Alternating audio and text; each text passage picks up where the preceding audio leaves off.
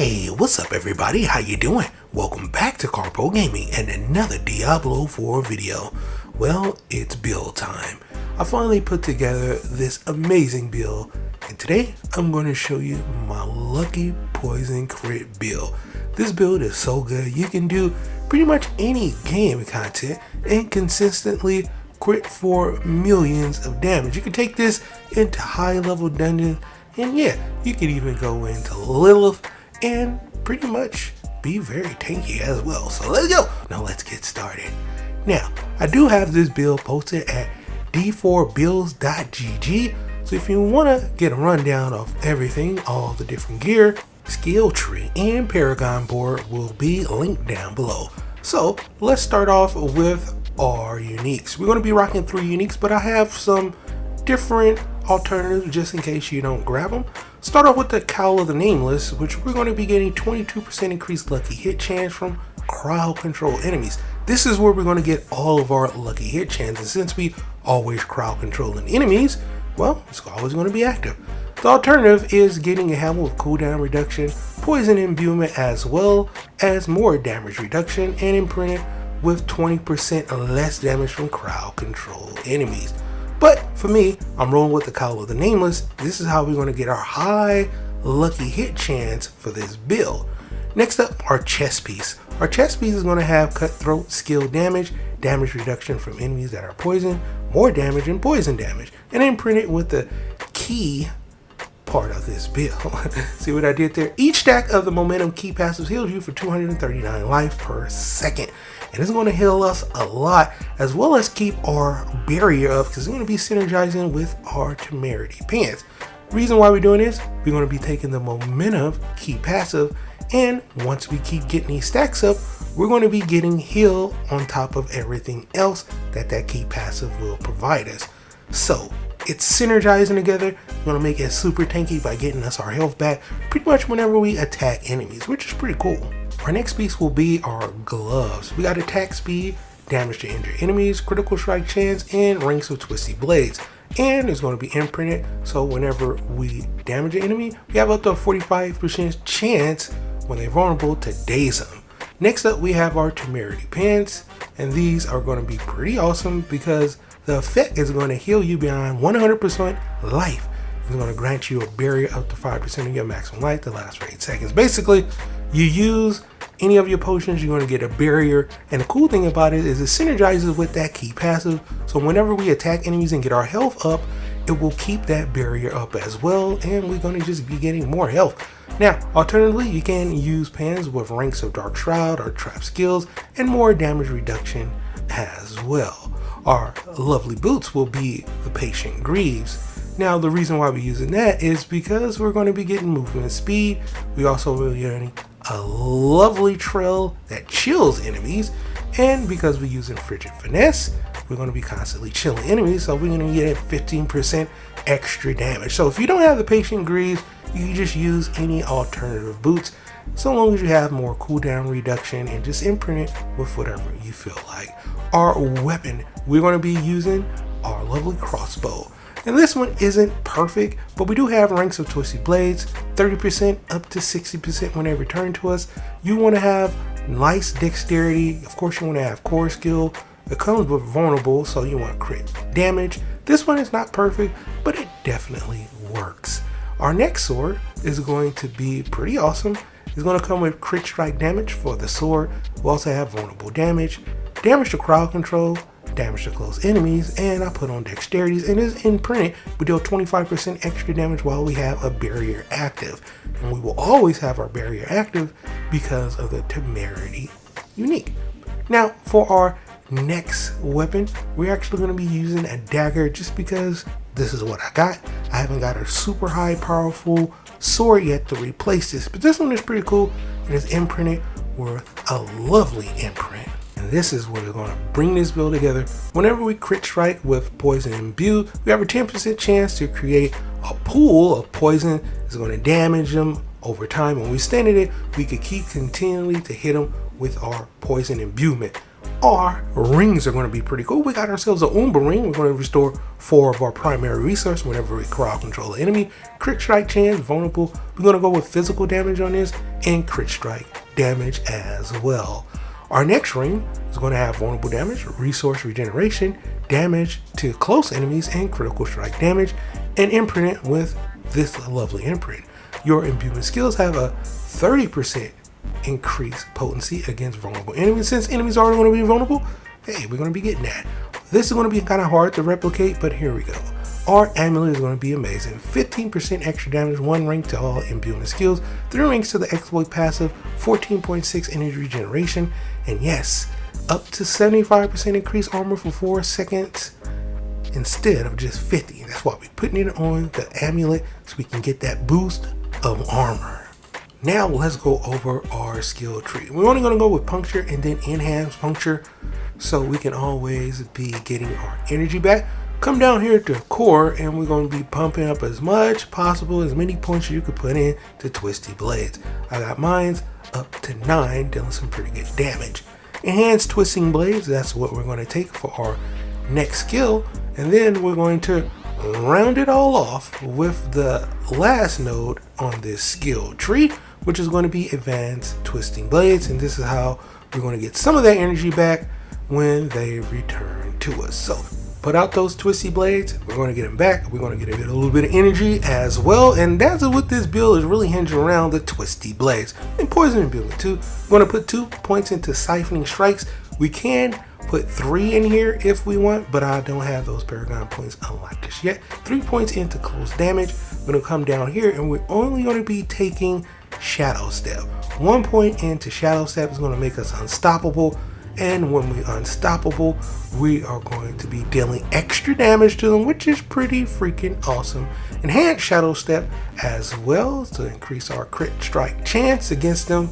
And then last but not least, we're going to be taking Methodical Shadow Step, which is going to round off our Shadow Step, right? 3 ranks to Weapon Mastery, and so we get a boost to daggers, sword, and bows. We're just going to be using daggers and sword in this build, so 15% extra damage to healthy enemies and 9% increased damage with our daggers. 3 ranks to Concussive. After knocking back or down an enemy, we're going to get 12% increased critical strike chance. And then we're going to go with 1 rank to Trick Attack so we can get extra critical damage on these guys. We're going to come down here to our Subterfuge skills. Only 1 rank to Dark Shroud, right? Dark Shroud is awesome. It's going to give us nice damage reduction. So yeah, pretty much standard for every build in my opinion when it comes to rogues. Enhance Dark Shroud as well, and rounding it off with Subverting Dark Shroud. Now we're going to move on over to our trap skills, which is pretty cool, right? This is also going to be super important to us because we're only going to be using it to knock down enemies. It does some decent damage early on in the end game, not so much damage, but we're really going to be using this to knock down enemies. So enhance Poison Trap, knock down enemies for 1.83 seconds when it's active, and then countering Poison Trap, we have a 30% chance to reset our imbuement skills. So everything kind of synergizes together right now. Exploit, we have 6 ranks, so I got 30% extra increased damage to healthy and injured enemies. 3 of those ranks are coming from our amulet. And we have Malice, 3 ranks right here. We're going to deal 9% increased damage to vulnerable enemies. Nice. Now, after that, we're going to come down here to our imbuement section. And we're going to be plugging in as much points as possible, at least 5, right, into poison imbuement. Now, you really don't need to do this. You can just use it with 1, but I like the extra damage, right? We're going to go with enhanced poison imbuement as well. And to round it off, blended poison imbuement. So 75% increased poison damage when we crit strike. Pretty nice. We're going to be putting 1 point into deadly venom, so we have increased poison damage.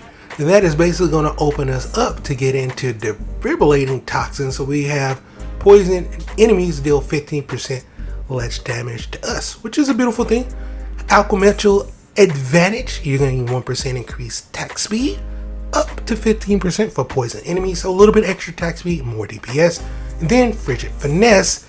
This is only here because we have our lovely you need boots. If you don't have those boots, Patient Greaves, you can use those points for something else. Next, we're going to move down to our ultimate skills, and we're going to put 2 points into Trap Mastery. You can max this out, but I just haven't had those other renowned points unlocked. I will later today. Trust me, I'm getting after it.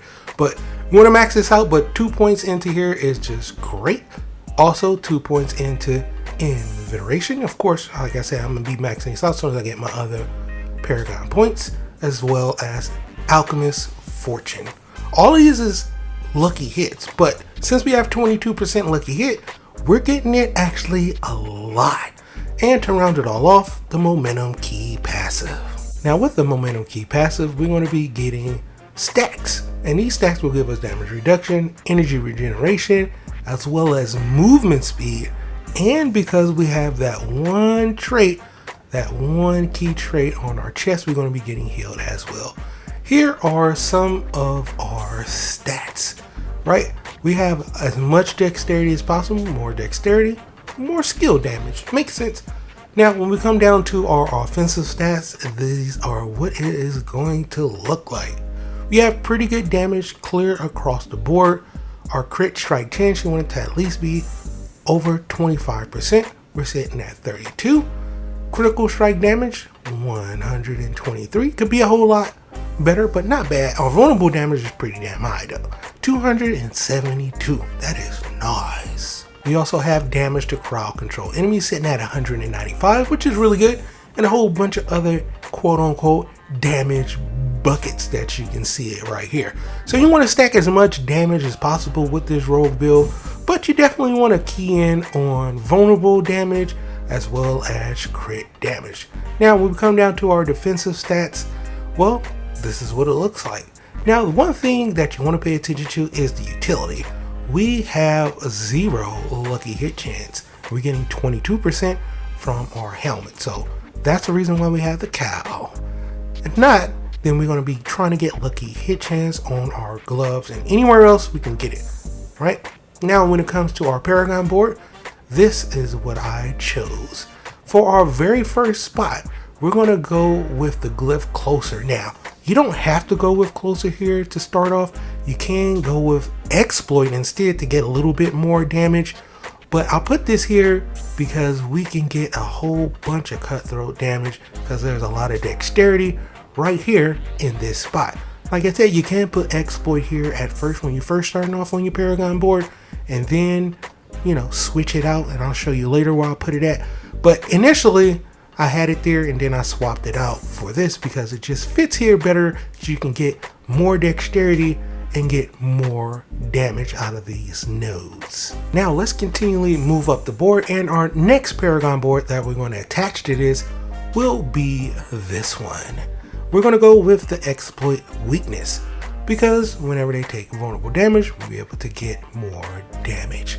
The glyph that we're going to slide in right here will be the combat glyph, and it's going to be pretty cool because when we critically strike, we're going to be getting energy back, which help our twisty blades stay up pretty much all the time. So you're never going to have twisty blades running out of energy with this build. Now we're going to come back up here. We're going to get more vulnerable damage with these rare nodes. So come back up here, hit all of these, come back down over here, hit these other nodes. That's going to give us a little bit more damage reduction. And then we're going to swing it all the way back down so we can finally hit our legendary Exploit Weakness. All right, from here we have two different directions, two different boards that we're going to be attaching. Okay, now to the left we're going to have one legendary node that we're going to be hitting. No glyphs on that one. And then to the right, we're going to be spending a little bit more time over there. So down here to the left, we're going to be attaching the Eldritch Bounty board.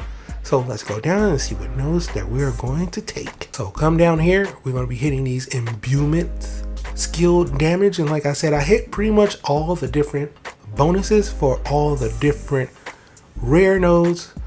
But when it comes down here to the trap skills, I kind of missed them. Deadly ambushes, we're going to attack to this next board, and boom, we're going to be putting our exploit right here so we can get nice vulnerable damage. And also we're going to be getting trap damage as well. Like I said, it's only one bonus node that I didn't hit, and that's this one right here. Every other node I've got the bonus from, so you know, we're getting a lot of damage from that, and they're going to round it off right here. Now, to the right, last but not least, we're going to be coming into this board, coming down here for more damage reduction, and we're going to be taking a crowd control for our glyph. But let me show you exactly the route that I've took to come over here, because we're not unlocking everything, but we do have the control glyph right here. I'm going to be dealing extra damage to chill enemies as well, and since we got the boots that give us that chill effect, well, we're going to be getting that extra damage. Lots of crowd control damage over here. That's why our crowd control damage is super high for this build, and we always want to be crowd controlling them because of our boots. The patient greed is going to leave that chill behind. As soon as they get chilled, we're going to have crowd controlled to them. So lots of damage coming from this one board. I did spend a lot of time over here for the cheap shot, but hey, it works out. For our specialization, we're going to go with combo points so we can get more damage. If you put all of this together, you're going to have yourselves a lucky crit build.